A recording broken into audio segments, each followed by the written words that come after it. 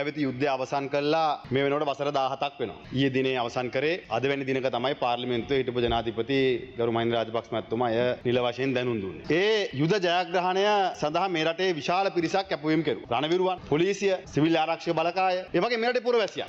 දමිළ, සිංහල, හින්දු මේ හැම වර්ගයක්ම නියෝජනය කරන මේ රටේ පුරවැසියන් ඒ යුද්ධය අවසන් කිරීම සඳහා විශාල කැපවීමක් කෙරුවා. ඒ වගේම තමයි කරු නියෝජ්‍ය කතානායකතුමනි අද සමහරුන්ට රණවිරුවන් කියා ගන්න බැරි වුණාට ඒ වුන් කරපු කැපකිරීම නිසා තමයි මේ බහුතරයක් අය අද නිදහසේ ඉන්නේ. අද සමහරු අර්ථකථනය කරන්න හදනවා මේ අපි දමිළ ජනතාවට විරුද්ධව යුද්ධ කරා කියලා. නෑ. අපි සටන් කරේ LTT ක්‍රස්තවාදීන් එක්ක. LTT ක්‍රස්තවාදීන් එක්ක. නැත්නම් දමිළ ජනතාව එක්ක නෙවෙයි. ඉන්දියානු අග්‍රාමාත්‍යවරයා ඝාතනය කරපු අපේ විපක්ෂ නායකතුමාගේ පියා සජිත් ප්‍රේමදාස මහත්තයාගේ තාත්තා රණසිංහ ප්‍රේමදාස මහත්තයාව ඝාතනය කරපු මේ රටේ රාජ්‍ය නායකයෝ බහුතරයක් ඝාතනය කරන්න සැලසුම් කළා ක්‍රියාත්මක වෙච්ච ලක්ෂ්මන් කදිරගාම මහත්තයා වැනි දමිළ මේ රටේ ප්‍රජාතන්ත්‍රවාදය අගය කරපු දමිළ නායකයන් දොරයප්පම නගරාධිපතිවරයාගේ පටන් ගත්තම ලක්ෂ්මන් කදිරගාම මහත්තයා වෙන අය ඝාතනය කරපු තවත් පැත්තකින් අරන්තලාවේ භික්ෂු ඝාතනය අනිත් පැත්තේ කාතන්කුඩි මුස්ලිම් පල්ලිය යාත්නා කරන් හිටපු අය ඝාතනය කරපු එක කැබතිකොල්ලාවේ බස් බෝම්බේ ඒ වගේම තමයි කරු නියෝජ්‍ය කතානායකතුමා එදා පාසල් යන පුංචි දරුවගේ කරට දුන්නේ සයිනයිට් කරලා. ඒ සයිනයිට් කරලා ගලවලා පෑන අතර දීලා අද උසස් පෙළේ ලංකාවේ 1 2 3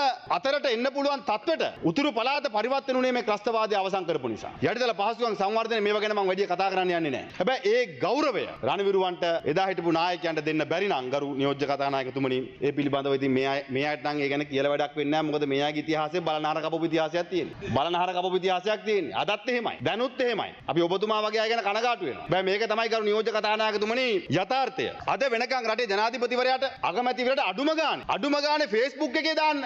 අඩුම ගානේ Twitter පණිවිඩයක් දාන්න, X පණිවිඩයක්. මේ කටෙන් කියන්න බැරි නම් රටේ රාජ්‍ය නායකයා විදියට අවුරුදු 30ක් තිබිච්ච යුද්ධය අවසන් කරපු රණවිරුවන්ට සුබපතලා. ආබාධිත රණවිරුව මම දැක්ක අද දැන් බලන්න ගිහිල්ලා තියෙනවා. හැබැයි එක පැත්තකින් ත්‍රස්තවාදී න්‍යාය පත්‍රය ක්‍රියාත්මක කරන සමහර අයට සමරන්න පුළුවන්. හැබැයි අපි දැක්කා ඊයේ විමල් වීරවංශ ඇමතුමා හිටපු අමාත්‍යවරයා සමරන්න ගියාම එළවෙලව ගහන තැනට පොලිසිය පරිවර්තනය වෙලා. ලැජ්ජයි.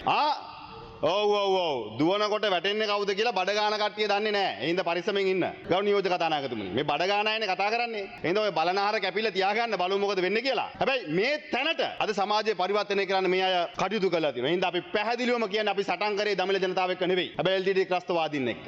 ඒ වගේම තමයි මේකට ඒකීයත්වය ආරක්ෂා කරන්න. ඒ හින්දා මොන අභියෝගයවත් මොන අභියෝගයකට මුහුණ දෙන්න සිද්ධ වුණත් ගරු නියෝජ්‍ය කතානායකතුමනි මේ රටේ ඒකීයත්වය ආරක්ෂා කරන්නත් රණවිරුවන් වෙනුවෙන් පෙනී හිටීමත් අපි කරනවායි කියන එකත් ඔබ තමුන්නාසෙට මතක් කරන්න ඕනේ.